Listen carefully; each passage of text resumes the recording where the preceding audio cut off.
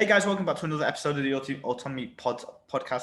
And we're going to talk today specifically to coaches about why your journey as a coach with your own training and nutrition is absolutely essential to the role of your clients and your ability to be a great coach. I'm not going to mince my words here and say that it doesn't really matter if you're in shape.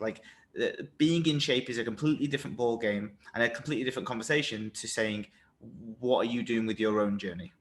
I don't care whether you're 40% body fat or 10% body fat as a coach. It doesn't matter per se on a visual aspect. But I tell you that the absolute coinciding, correlating factors between great coaches are ones in which they've gone through the journey that they're going to take their clients through. If you're a prep coach and do things for competitions, you're not going to know what it is to get on stage because you've never been there. And it was always going to be a limiting factor of yours because you haven't got the experience, understanding, or empathy to do that. And if we flip that back into general pop coaching, if you haven't been through a scenario of where you've reverse dieted effectively, or you've put yourself in a scenario to get amazing results whilst having a great lifestyle, or put yourself in a scenario to have a lifestyle after dieting and not being a yo-yo diet, is fundamentally a reason why you'll struggle to take clients there too. You know, for me personally, in my own journey, there was 3 stages that I went through. As a PT, and when I first started, I was fresh into the industry, rolling towels. When I worked at a gym in London that was revolved around body transformations, I really didn't know what it was like to get a transformation with my clients because I didn't know. I knew the science. I knew what a calorie deficit was. I knew what a training program was. I knew how to design programs. I knew how to write nutrition plans, but I didn't know. And there's a massive difference between knowing and doing. When you know the science, that's one thing. But when you know how to apply the science to make it real world applicable, that's when the real magic happens. You know, for me, it might be a confirmation bias, but I don't think it is. I think having seen the last 10 years of coaches who I've worked with, I've employed, I've coached, I've mentored, the ones that have never gone through their journey themselves or took it as a big important factor within their lives and their careers and in their businesses, they're the ones that are always struggling to get results with their clients. And there's always a multitude of reasons why. But for me, when I was back in the industry, back in the day, I struggled to get people in shape because I'd never been in shape myself.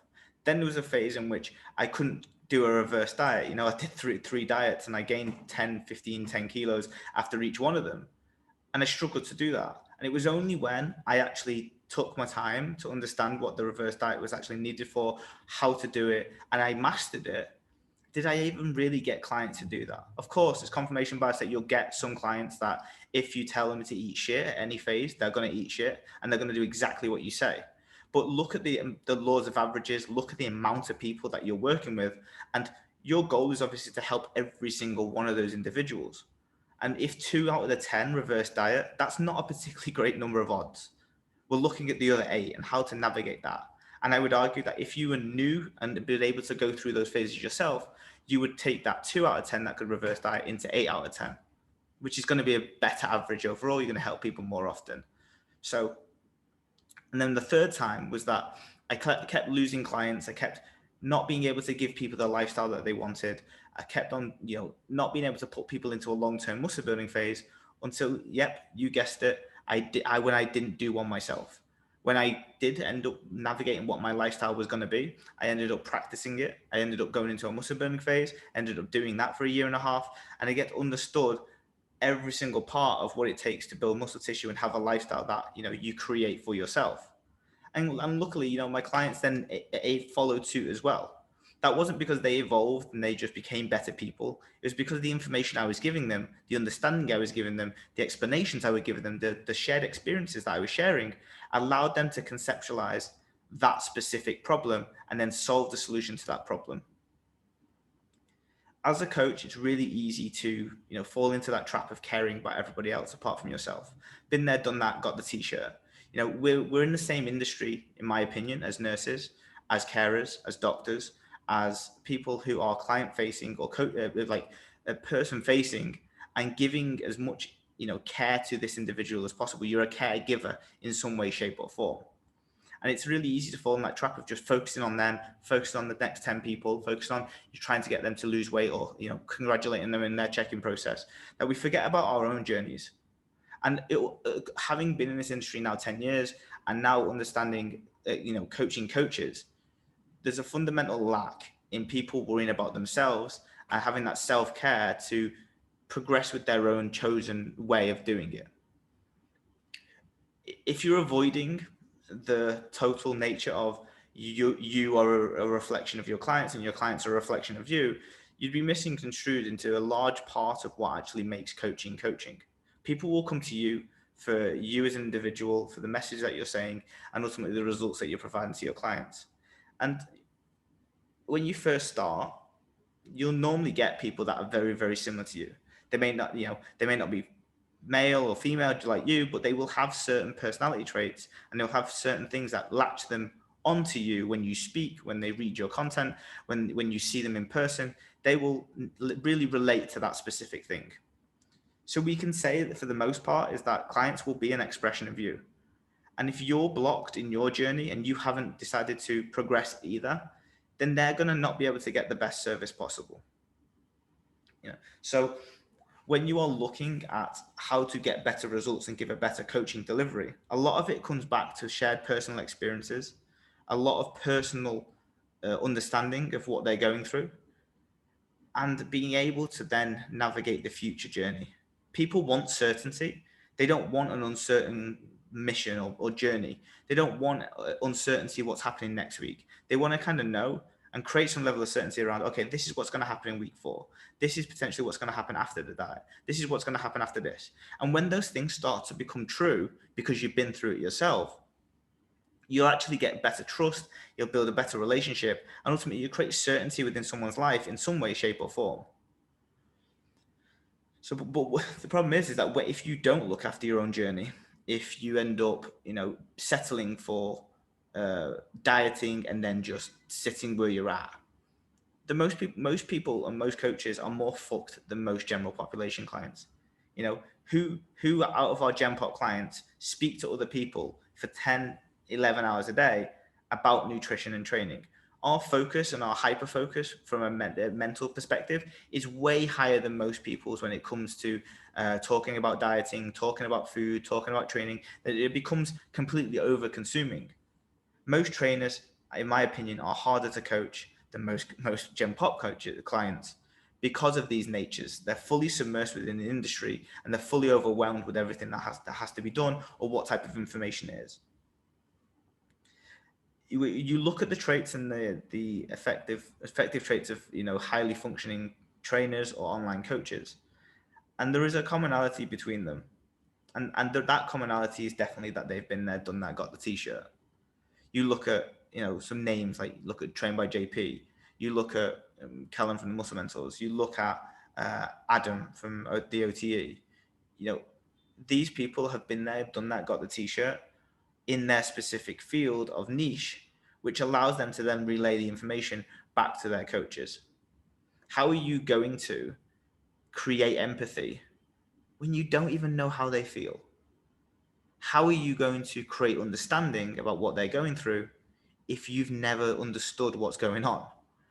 And how are you going to forecast the journey for them in front of them and be the leader, which is what a coach is about?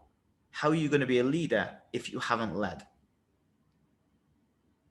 So when you're looking at your own nutrition, it isn't good enough, in my opinion, for coaches just to sit on the fence and yo-yo diet forever. If you're a coach and you're listening to this and you've dieted more than 3 times this year, you are yo-yo dieting. And that is what your clients have been doing for the last 10, 15 years, but you just have a better understanding of MyFitnessPal, or sticking within your calories, or dieting harder during the weeks to have more at the weekends, whereas the clients just don't give a fuck Monday to Friday, or they just show up some parts of the year. The only differences between you and them is that you have a passion for this industry, and therefore by having a passion for this industry, you look a little bit more closely at the finer details and get things a little bit more right than they do. I recently said within a lecture series on the OTE, I was like, hands up in here, and there's 100 people in there, hands up in here, who's dieted more than 3 times in a year? at least 25 people, 1/4 of the numbers that were doing that, said that they dieted more than 3 times in this year. We were in April. That's 4 months of the year, and all those people have already dieted 3 times. It's not good enough from a coach's delivery perspective or getting results with your clients to have a coach who doesn't fundamentally understand a longer term journey or what it's like to not yo-yo diet.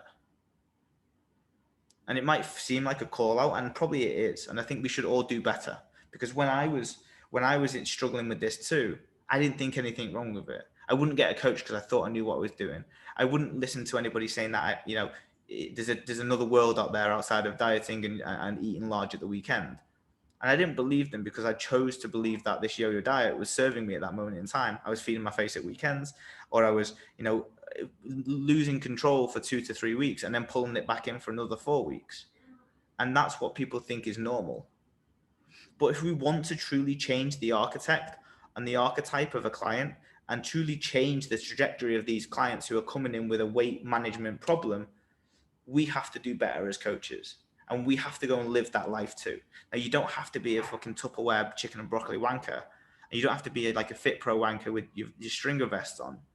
But you have to do better when it comes to, if you're wanting your end goal of your client to have self-sufficiency and be able to do it by themselves without yo-yo dieting or without regaining all of their weight back, that starts with you. And that starts with you going through the same process that they're going through. I don't know many coaches who have a clear construct lifestyle that they live by. You'll spend time with them and you'll see that they look great, but then you'll see their eating habits and you'll be like, all you're doing is eating fucking fish and veggies in a week to then go and eat massive amounts at the weekend and not being able to control that. And then coming back to Monday with some level of guilt still, but they think that's normal. And then finishing it off by going, yeah, it's okay, don't worry, I'll get back on it one day. That's what your clients do. That's your client, but you're a trainer. And there has to be a fundamental shift. And the fundamental shift is that stop the bullshit and move you through your journey. So if you're struggling with getting in shape, solve your problems to get in shape. If you struggle with adherence, focus on why you're doing it. Focus on making it easy for yourself. Focus on creating a structure and routine and a big enough goal for you to really go for. If you're struggling with finding the time, or you're struggling with the things that even your clients struggle with, use the same advice that you would give to them, but use it on yourself. Or most importantly, go and get a coach yourself to understand what it's like to be a client. And if you're struggling with reverse dieting, which is a super hard task within itself, and it is a process that you have to learn. And I truly believe that most people that end up having a successful reverse diet had a really shit reverse diet last time. And no one gets the reverse diet right the first time to the nth degree. And there'll always be things that people go, oh, well, I shouldn't have done this, or I shouldn't have said, had a full week of holiday after I finished my diet, or I shouldn't have gone all inclusive when I went on holiday after my photo shoot. And there'll be things that you learn from that process. But if you're struggling with a reverse diet and you need a reason to do so, I think these are way more important reasons. Understanding your clients need that leading. They need the empathy. They need the understanding. They need the direction. You need to move outside of the comfort zone of yo-yo dieting and diet starts Monday, so you can actually start making some real progress within your psychology and actually and within your nutritional training body improvements. When I used to think about what like life was and what nutrition was for life, I had it intertwined with diet starts Monday, and I'll just have this over the weekend and then feel guilty on Monday. And I used to go through waves of not caring about nutrition and gaining 3, 5, 10 kilos and then pulling it back for a holiday, photo shoot or whatever, and then moving it back through the whole swaying and backing and throwing. But there's actually a different lifestyle outside of it. And the lifestyle actually revolves around less food focus. It revolves around more automated decisions. It revolves around, eating with, if you want to call it intuition, but you can also call it honoring your hunger signals. It comes with being inclusive instead of being exclusive. And there's a whole different thing where actually you don't start feeling guilt, or you don't actually feel anything negative after you've had a nice meal, because you've done it in a way where that guilt is being removed, because you're not focused on, oh, diet starts Monday, so let me go and eat fucking triple the amount that I was going to anyway, just because I'm going to start that diet on Monday. And as I speak about this, you'll be thinking about, oh, these are my clients, this isn't me. But look back on the last 6 months. Look how many times you've dieted. Look how many times you've not trained for weeks. Look how many times you've said to yourself, oh, it's okay, I'll just get back on it next week. These are all exacerbating habits that cause you not to move and progress forwards in your journey. Now, you don't have to be like, if you're looking back in a different industry, you wouldn't look at a financial advisor and say, okay, well, you don't have to earn £10 million to be able to advise me how to make £1 million. But you would expect a financial advisor not to be fucking broke and not be able to, budget very well. And these are the same exacerbated problems that PTs and online coaches has, is that they don't know how to do the basics for a sustained period of time with themselves, even before you even consider making, the analogy of 1 million or 2 million or 5 million or 10 million pounds. Just save a tenner. And it's the same process here. So this is only going to be a short podcast because it's just more of a rant than anything else. But your client's journey starts with you and your ability to lead, your ability to coach them and understand them and have empathy and guide them and share experiences. The therapeutic relationship between therapist and client is very similar to a therapeutic relationship between a coach and a client too. And one of the large fundamentals around a therapeutic relationship is shared experiences. You can't share if you've never been. It's like sitting at a dinner table with 9 people who have traveled the world, and you're the only person that's not left your own city. You're not going to be able to contribute to the conversation. You're not going to be able to bond. You're not going to be able to form that relationship with the people if they're talking about traveling all the time, because you've been nowhere and you'll feel like a lemon. So when you're looking at your clients, and you can reflect them if you choose to. If you reflect on your clients and you look at how many people have reached the end of their diet, and then you look at where you are in your thing. Have you done an actual diet? Have you finished a diet? Not done a diet. Have you finished a diet? Have you set yourself a target of 70 kilos and you're 85? And have you reached it? Have you set yourself a target of not gaining 5 kilos after your reverse diet? Have you even done a reverse diet before? And then have you designed yourself a lifestyle where you're not coming to Monday guilty, eating like an idiot at the weekends, and then coming back around and saying that diets will solve your problem because you just want to rip off a few of the kilos that you've put on? These will be fundamental flaws within the journey of a coach. And once you do these things, I guarantee that the results of your clients will 10x. The experience of your clients will 10x. And the delivery of your service will 10x too. Because there isn't a time in which experience is not valuable, or there isn't a time when understanding isn't valuable, or there isn't a time when empathy and understanding what they're going through is not valuable. And you're missing those things if you've never took someone to the place that you're trying to take them to. It's like a tour guide taking you around Europe, but never been to Europe himself. That just doesn't make sense. So be this person that takes their own journey more seriously. You don't have to be a fit pro wanker. You don't have to be a bodybuilder, but you have to, if you're taking a client through being a Gen Pop client to being a client that has, a high level of self-sufficiency and being able to have a lifestyle without dieting or large scale dieting again, you've got to be able to do that too. And if you're yo-yoing, if you're coming to Monday saying, fuck, I'll go back on a diet, if you're dieting 3 times a year or 4 times a year because you've let it go, then it doesn't start with your client, it starts with you. And that's where the change needs to happen. With Autonomy MVP, we take coaches exactly like this through their own process to give them that exact feeling of being a client in that scenario, getting them through the journey so that they understand what it is to go through a journey and not have to get stalled in that yo-yo or not get stalled in one specific phase. And there's an absolute value to doing this.